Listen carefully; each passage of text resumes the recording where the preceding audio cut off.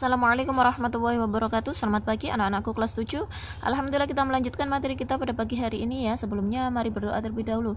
Bismillahirrahmanirrahim. Raditu billahi rabba bil islami dina wa bi Muhammadin nabiyya wa rasula. Rabbi zidni ilma warzuqni fahma amin ya rabbal alamin.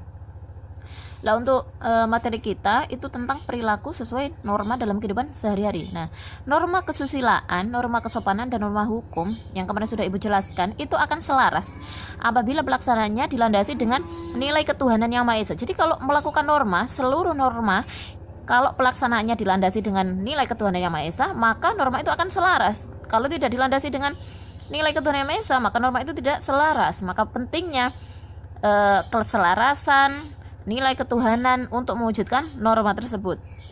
Nah, kehidupan dalam masyarakat tidak akan berjalan secara selaras dan harmonis apabila masyarakat tidak mematuhi norma. Jadi, kehidupan dalam masyarakat tidak akan berjalan kalau tidak ada norma. Manusia itu sebagai makhluk sosial ya.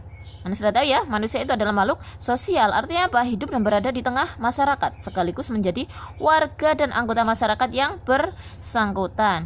Ya, sudah menjadi kelaziman bahwa dalam suatu masyarakat ada norma. Ya, ketaatan adalah sikap patuh pada aturan yang berlaku. Diingat-ingat ya, kata kunci ketaatan itu adalah sikap patuh pada aturan yang berlaku. Kepatuhan itu harus muncul dari dorongan tanggung jawab sebagai warga negara yang baik, bukan disebabkan oleh adanya sanksi. Jadi ketaatan itu muncul dari dorongan tanggung jawab, bukan karena adanya sanksi. Gitu ya. Sikap taat akan muncul pertama kali dalam diri sendiri apabila sudah menjadi kebiasaan. Jadi taat itu kalau sudah biasa ya sudah taat dengan sendirinya gitu ya. Paham ya anak-anak ya?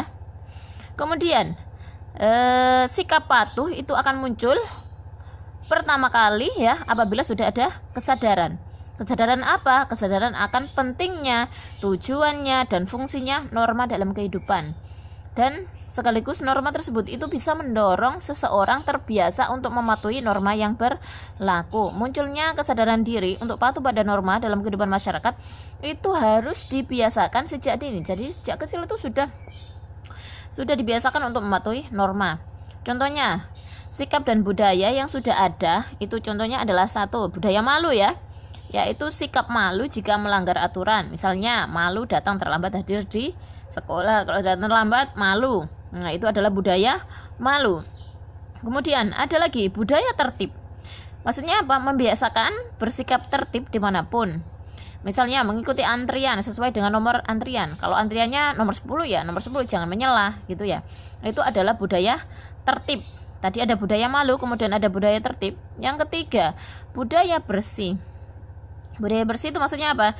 Sikap untuk berkata dan berperilaku jujur dan bersih dari tindakan kotor. Bukan hanya bersih kelihatan dari fisiknya saja atau pakaiannya saja, secara dohirnya saja, bukan. Tapi sikapnya untuk berkata dan berperilaku jujur dan bersih dari tindakan-tindakan kotor. Maksudnya gitu ya, tindakan-tindakan yang salah. Misalnya tidak mencontek ketika ulangan atau ujian. Ada lagi, kemarin ya ibu koreksi, masa beberapa anak itu nilainya jawabannya sama gitu, padahal soalnya itu soal isai. Ketika ibu bagikan link Google Form, nah itu juga merupakan tindakan, bukan merupakan tindakan budaya bersih ya. Budaya bersih itu harusnya apa? Tidak mencontek. Ibu hargai bagaimana nilai atau jawaban anak-anak yang dijawab dengan sekedarnya atau sebisanya, semampunya, semaksimalnya, semampunya dirinya, tapi tidak sama dengan temannya yang lain gitu. Jadi nilai yang bagus itu adalah nilai yang dari diri anak sendiri, maksudnya tidak nyontek dari temannya gitu. Jadi upayakan itu budaya malu, budaya tertib, budaya bersih. Nah, kemudian ada beberapa faktor ya yang menjadikan penyebab kesadaran terhadap kepatuhan. Satu, faktor pribadi. Maksudnya apa? Keterkaitan atau sifat dan karakter dalam diri sendiri yang belum memiliki kesadaran berlaku taat aturan. Jadi kenapa terjadi kepatuhan kepada norma, rendahnya sikap patuh terhadap norma itu ada faktor pribadi. faktor yang karakternya masih minim untuk taat pada aturan. Kemudian ada faktor lingkungan, yaitu pengaruh lingkungan kehidupan baik keluarga maupun masyarakat yang belum memberikan daya dukung terhadap pembentukan watak patuh pada aturan. Misalnya karena kurangnya perhatian dari orang tua.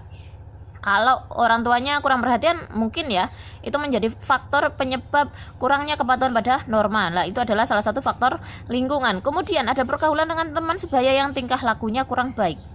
Nah, karena itu harus pintar-pintar memilih teman. Kemudian atau tinggal di lingkungan yang kurang teratur dan kumuh.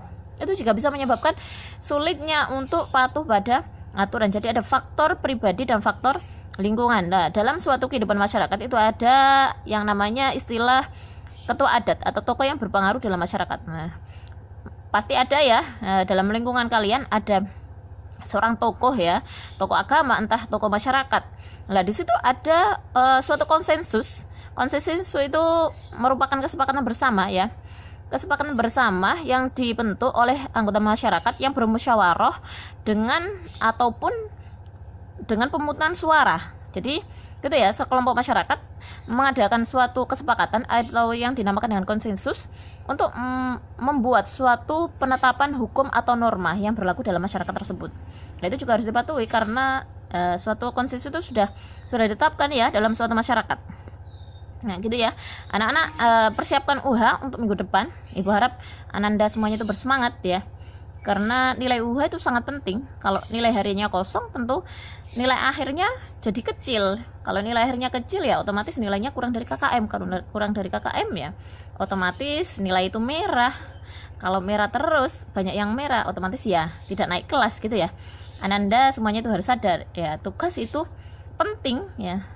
Tugas belajar itu memang tugas kalian, belajar itu memang tugas kalian, dan sudah merupakan tanggung jawab yang dibebankan oleh guru maupun orang tua kepada kalian.